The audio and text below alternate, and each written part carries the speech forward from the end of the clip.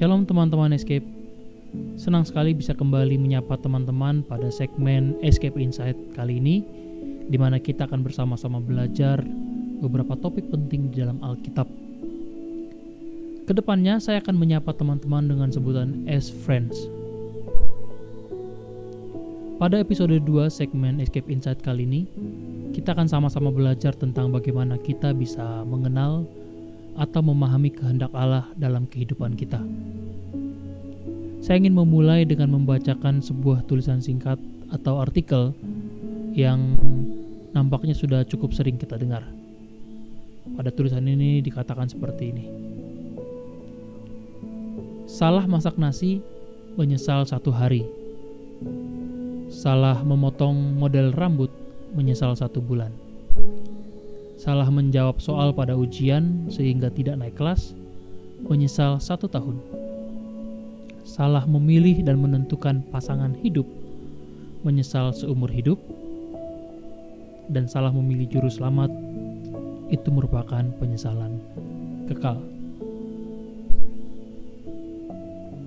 As friends sekalian, dewasa ini orang-orang bergumul untuk mengetahui apa yang menjadi kehendak Allah di dalam kehidupan mereka.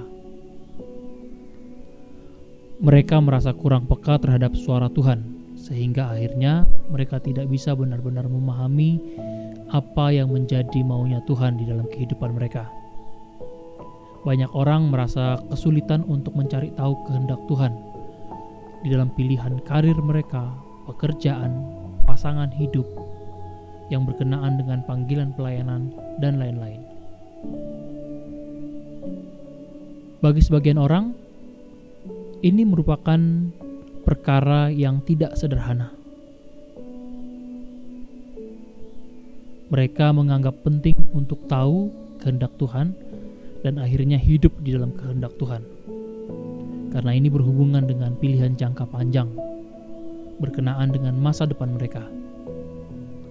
Nah, bagaimana dengan as friends kalian? Apakah kira-kira penting untuk tahu apa yang menjadi kehendak Tuhan bagi kita? Ayub pasal yang kelima ayat 8 mengatakan demikian. Tetapi tentu aku akan mencari Allah, dan kepada Allah aku akan menyerahkan perkaraku. Amsal 3 ayat 5-6. Percayalah kepada Tuhan dengan segenap hatimu, dan janganlah bersandar kepada pengertianmu sendiri. Akuilah Dia dalam segala lakumu, maka Ia akan meluruskan jalanmu. As friends sekalian, adalah penting bagi kita untuk mencari tahu apa yang menjadi kehendak Tuhan atau apa yang menjadi maunya Tuhan di dalam kehidupan kita. Mengapa? Karena kita tahu persis, kita sadar bahwa kita tidak memahami apa-apa akan masa depan kita. Kita tidak tahu apa yang akan terjadi bagi kita di masa mendatang. Kita nggak punya gambaran apa-apa terhadap masa depan kita. 1 jam ke depan, 1 hari ke depan, 1 bulan ke depan, 1 tahun ke depan, dan seterusnya. Kita tidak tahu apa-apa. Dan hanya Allah satu-satunya pribadi yang tahu dan memegang masa depan kita. Allah paham betul akan kemana jalannya hidup kita. Oleh karena itu, mengetahui kehendak Tuhan, memahami kehendak Tuhan merupakan sesuatu yang sangat penting bagi kita sebagai anak-anak Tuhan, supaya kita bisa berserah penuh kepada kehendak dan rencana Allah. Masalah utamanya adalah kita manusia tidak sepeka itu untuk bisa mendengar suara Tuhan. Kita tidak sepeka itu untuk tahu apa yang menjadi kehendak Tuhan. Tidak seperti pada zaman perjanjian lama, di mana sepertinya bagi beberapa orang mudah saja untuk mendengar suara Tuhan. Lalu yang perlu kita renungkan saat ini adalah, apakah memang sesulit itu untuk mengetahui apa yang menjadi kehendak Tuhan di masa-masa sekarang ini? Mari kita belajar bersama-sama. Yang pertama, jika kita bicara tentang kehendak Allah, itu berarti segala sesuatu yang Tuhan mau untuk kita lakukan. Segala sesuatu yang Tuhan mau untuk kita lakukan. Mari kita merenungkan bagian ini. Mazmur pasal yang ke-25 ayat 8 mengatakan, Tuhan itu baik dan benar. Sebab itu ia akan menunjukkan jalan kepada orang yang sesat. Sebab itu ia akan menunjukkan jalan kepada orang yang sesat. Pada terjemahan lain kata menunjukkan di sini diterjemahkan dengan kata mendirect, mengarahkan, menuntun. As friends sekalian, ketika Tuhan hendak menyampaikan keinginannya bagi kita, kemauannya, kehendaknya bagi kita, yang saya yakini adalah bahwa dari sisinya Allah mau supaya kita umatnya bisa memahami kehendak Allah dengan mudah. Yang saya pahami dan yang saya percaya, ketika Tuhan hendak menyampaikan keinginannya, kehendak dan kemauannya bagi kita, saya yakin Tuhan ingin supaya kita bisa memahaminya dengan mudah. Tuhan tahu keterbatasan kita. Tuhan tahu kelemahan kita. Dosa-dosa yang memisahkan kita dari Tuhan sehingga membuat kita jauh dan tidak bisa menggapai Tuhan. Tuhan paham persis akan kelemahan-kelemahan kita tersebut. Oleh karena itu, ketika ia hendak menyampaikan kehendaknya bagi kita, keinginan hatinya, kerinduan-kerinduannya kepada kita, saya yakin dan percaya Tuhan ingin supaya kita bisa memahaminya dengan mudah. Allah bukanlah agen rahasia seperti CIA, FBI, dan yang lain-lain yang penuh dengan kode-kode rahasia, teka-teki yang harus dipecahkan. Ketika Allah menyampaikan sesuatu, Allah tidak akan membuat itu menjadi sulit bagi kita untuk kita bisa memahaminya. Oleh karena itu, pada bagian yang pertama ini yang mungkin bisa kita mulai adalah dengan mengubah mindset kita terlebih dahulu, mengubah pola pikir kita, bahwa untuk memahami kehendak Allah bukanlah sesuatu yang sulit. Kita perlu mengubah mindset kita bahwa kehendak Allah bukanlah sesuatu yang sulit untuk dipahami. Yang kedua, jika memang kehendak Allah bukanlah sesuatu yang sulit untuk dipahami, lantas mengapa sampai saat ini saya masih kesulitan, masih bergumul untuk tahu apa kehendak Tuhan bagi saya? As friends sekalian, kita perlu menyadari, kita perlu mengingat bahwa di dalam diri kita, di dalam benak kita, di dalam kepala kita, di dalam pendengaran kita, bukan hanya kehendak Tuhan yang kita dengarkan, bukan hanya suara Tuhan yang berbicara. Ada kehendak-kehendak pribadi kita, ada keinginan-keinginan pribadi kita, ada maunya kita.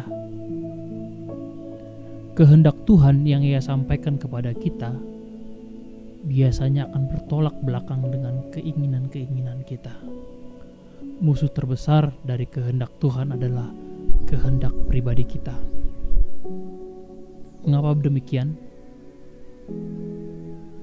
Jika kita mengingat ketika kita masih kecil, ketika seorang anak kecil disuapi makan oleh ibunya, pasti ibunya akan memberikan sayur-sayur yang sehat kepada anaknya karena ia tahu sayur itu baik untuk sang anak.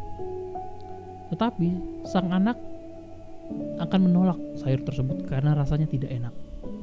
Biasanya anak-anak kecil akan lebih memilih makanan-makanan seperti sosis, nugget yang mungkin notabene-nya hanya sekedar enak di mulut tetapi tidak baik untuk kesehatan.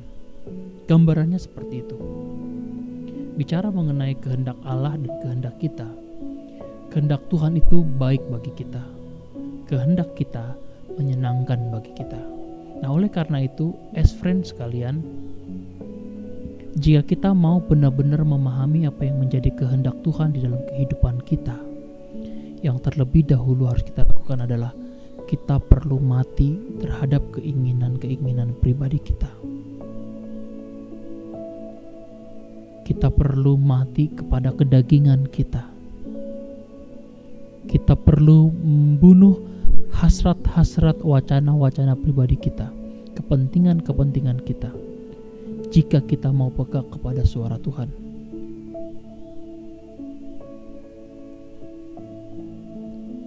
Ketika kita melakukan hal tersebut, kita bisa dengan jelas mendengar apa yang menjadi maunya Tuhan di dalam kehidupan kita. Bukankah hal ini yang Yesus contohkan ketika ia berdoa di Taman Getsemani? Ia menekan kepentingan pribadinya dan mengizinkan sebesar-besarnya kehendak Allah terjadi di dalam kehidupannya. Matius 26 ayat 39, Yesus berdoa, "Ya Bapa, jika sekiranya cawan ini lalu daripadaku, lalukanlah. Tetapi bukan kehendakku, melainkan kehendak Bapa saja." Yang ketiga, kehendak Allah ia nyatakan di dalam otoritas firman-Nya di dalam Alkitab. Segala sesuatu yang berkenaan dengan kehidupan sehari-hari, pilihan-pilihan yang umum, pilihan karir, pilihan pekerjaan, pasangan hidup, dan lain sebagainya, dapat kita temukan jawabannya di dalam Alkitab. Alkitab kita, firman Tuhan, seharusnya menjadi cerminan bagi kita di dalam menentukan pilihan-pilihan kita. Pertimbangannya adalah, jika segala sesuatu yang hendak kita pilih tidak bertentangan dengan apa yang Alkitab katakan, kita bisa simpulkan bersama-sama bahwa itu adalah kehendak Allah. Memilih karir, memilih pekerjaan, semua pekerjaan adalah baik. Jika pekerjaan-pekerjaan tersebut tidak bertentangan dengan Alkitab, apa yang Alkitab katakan, itu adalah kehendak Tuhan. Lakukan saja. Lakukan apa yang menjadi passion kita. Lakukan apa yang menjadi kerinduan kita. Selama itu tidak bertentangan dengan apa yang Alkitab katakan. Bicara mengenai pasangan hidup, apa yang Alkitab katakan dalam menentukan pasangan hidup? Semua jawabannya ada di dalam Alkitab, saudara. Sesederhana itu. Jika kita masih mengalami kesulitan di dalam memahami kehendak Tuhan, mungkin kita butuh waktu lebih banyak lagi untuk membaca firman-Nya. We need more time to spend to read His Word. Dalam memahami Alkitab, di dalam memahami firman Allah, kita memerlukan akal budi. Akal budi yang sudah diperbaharui supaya kita tidak salah memahami apa kata Alkitab. Akal budi yang sudah diperbaharui untuk kita memahami dan menerima apa yang Allah perintahkan di dalam firman-Nya. Yang keempat, untuk hal-hal yang menurut kita lebih spesifik dan perlu benar-benar bertanya kepada Tuhan di dalam mengetahui kehendak Allah, kita bisa meminta tanda dari Tuhan. Tanda yang spesifik, bukan tanda yang umum. Allah memberikan tanda-tanda bagi orang yang meminta. Gideon meminta tanda dari Tuhan. Hamba Abraham, ia meminta tanda dari Tuhan dan Tuhan memberikan.